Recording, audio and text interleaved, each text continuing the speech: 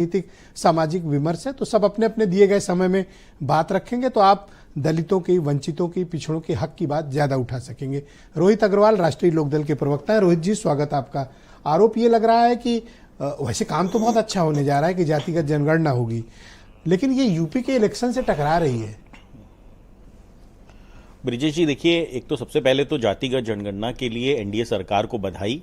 और ये जो बधाई है ये बिना किसी लाग लपेट के देनी चाहिए। इसके अंदर इफ बट ये जो चीजें हैं ये नहीं होनी चाहिए, इसमें बधाई देनी चाहिए। जातिगत जनगणना अगर कोई करा रहा है, आजादी से पहले हुई थी, उसके बाद तो बहुत विपक्ष का लंबा कार्यकाल रहा है।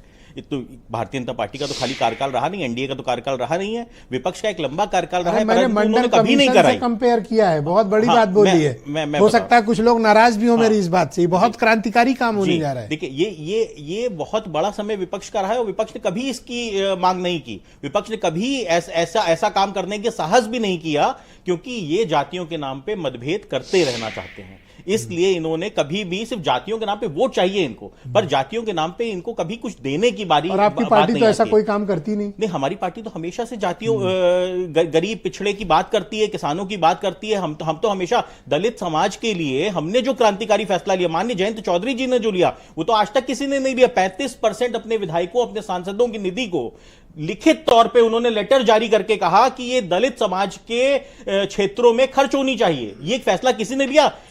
पश्चिम उत्तर प्रदेश का पहला कैबिनेट मिनिस्टर दलित समाज से पूर्णकालीन अगर किसी ने दिया है तो वो माननीय जयंत चौधरी जी ने दिया है, जब हमें मौका लगा। जबकि हमारी पार्टी आज की डेट में शक्ति हमारी कम है, और उसके बाद एक मंत्री हमको देने की बारी आई थी, कैबिनेट मिनिस्टर, और हमने उसको दलित समाज को दिया है। तो आपको ये देखना चाहिए ब्रिजेश जी कि माननीय जयंत चौधरी जी ने जितनी संवेदना दलित समाज को दिखाई है, उतना तो किसी ने नहीं दिखाई है। तो मुझसे क्यों कह रहे हो ये बात? विपक्ष से कहो। मैं तो नहीं, क्यों नहीं देख पा रहा हूं? देखिए, जो भीमनगर का नाम बदल दिया जिन्होंने, मैं उनसे क्या कहूं? रमाबाई नगर का जिन्होंने नाम बदल दिया, मैं उनसे क्या कहूं?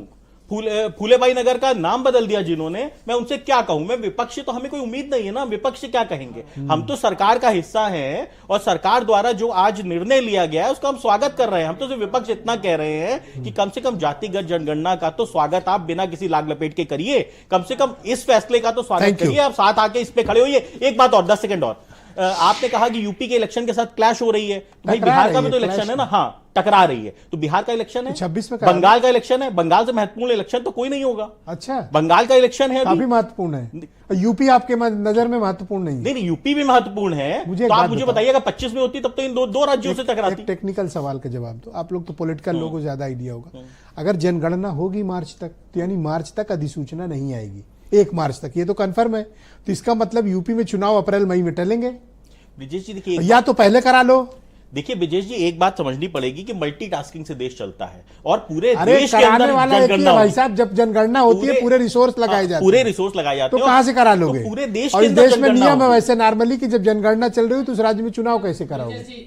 थोड़ा समय कोई है आइडिया इस पे? संशोधन करना चाहता हूँ। चुनाव जनवरी और फरवरी में होता है, मार्च में काउंटिंग हुई थी और सरकार बन गई थी। पर 4 या 5 मार्च, कितने मार्च? 10 मार्च को आई थी। हाँ, चुनाव 1 मार्च को आपकी काउंटिंग जनगणना है? नहीं, चुनाव 10 दिन पहले हो जाएगा। निर्वाचन आयोग तो 6 महीने पहले करा सकता है।